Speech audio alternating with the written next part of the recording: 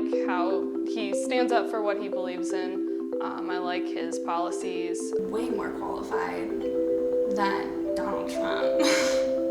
I think she has some great ideas that would resonate with a lot of people. I'm Emily Youngmark. I am 22. I work as an undergraduate research assistant in animal sciences. My name is Elise Murphy. I'm 21 years old. I'm a psychology major. My name is Mark Bliss. I'm running for Senate District 21. And I'm voting Green Party. And I'm voting Libertarian for Joe Jorgensen. And you're running under the Libertarian Party, correct? Yes, I'm a Libertarian candidate.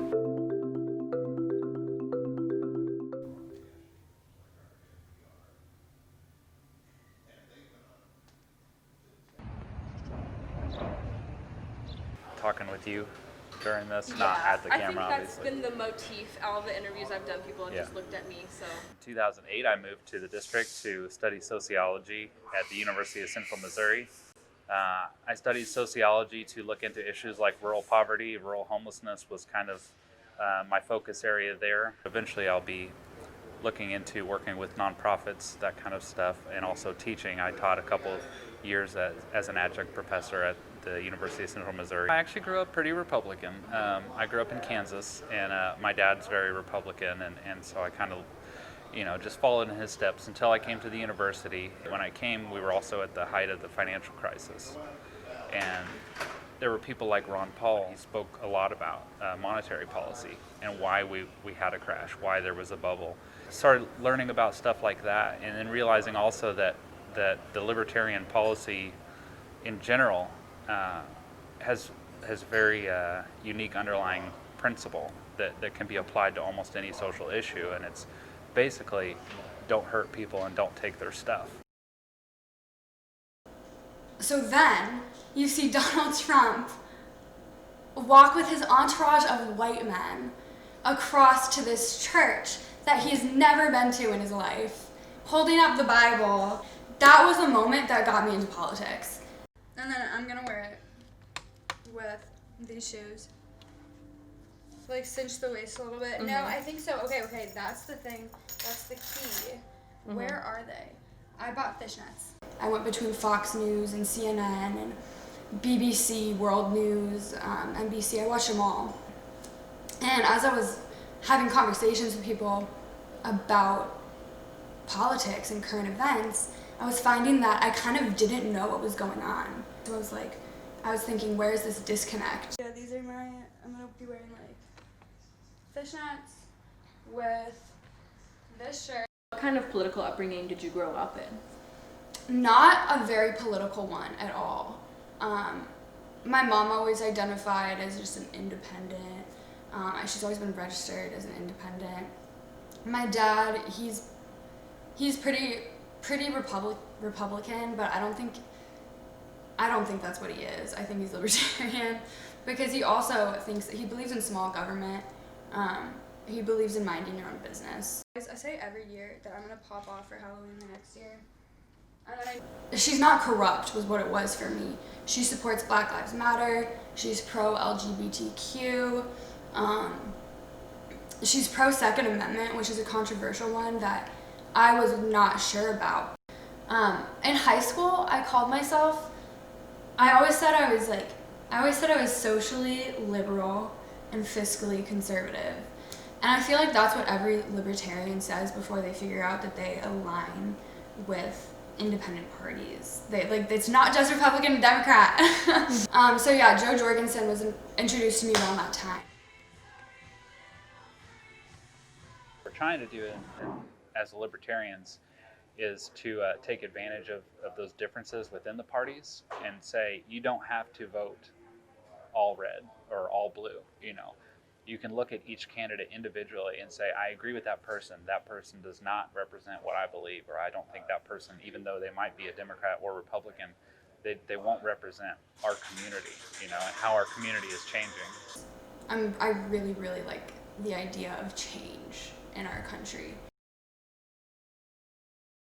Our Power to the People plan is a Green New Deal, which involves a local community-centered Green New Deal living wage jobs and workers' rights, minimum wage $15 an hour and so forth.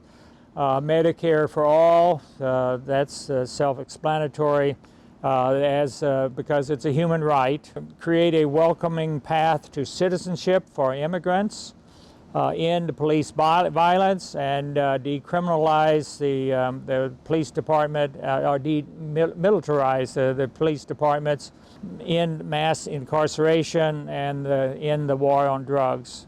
And then defend voter rights and fix our broken elections. Reject the lesser evil, fight for the greater good. So if you see the two duopoly candidates as two evils and you had to vote for the lesser of those, then why not vote for the greater good, which would be a third party.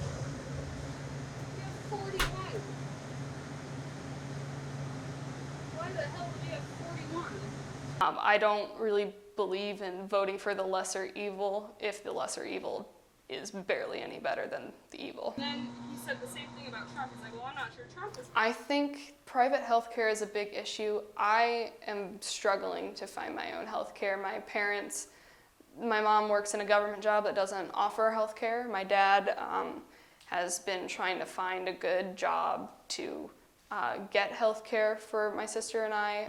And recently, I haven't had any health insurance, and I've been trying to find something that doesn't cost me thousands of dollars a year, hundreds a month, because I can't afford it. I go to school full time. I'm graduating soon, and I put a lot of a lot of effort into my school.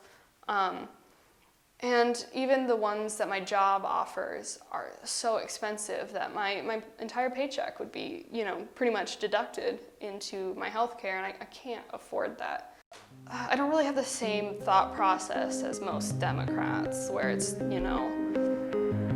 everything is black and white. There's good, there's bad. Some of it has to do with security. People are secure in the way they are, and they're afraid.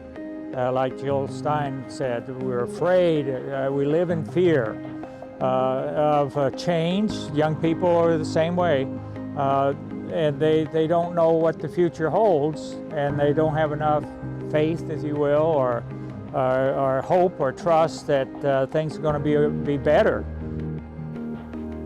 The Libertarian Party is open to many philosophies and many ideas, and we can relate to a lot of people. And I think when people start to realize that they're more libertarian than they think, then I think the two-party system can change. Right now, the Libertarian Party is being defined by the outside, and so I think having those conversations like this, can help people, even if it's not libertarian, even if they want to be green or a Constitution Party or a whole new party. That's fine, but we need to start allowing people to say what they actually believe. I think our opinions are ever changing, and I think that's how they should stay. I think that we should continue to be educating ourselves and reading books and exposing ourselves to different perspectives and developing our critical thinking skills and identifying BS where it is.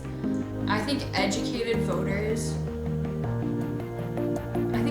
our voters is essential. I think there's a lot of uneducated voters. I might be one of them, but at least I'm trying. You're either wrong or you're right, and it's not. We're just human, and we can get along, and we can live in the gray area.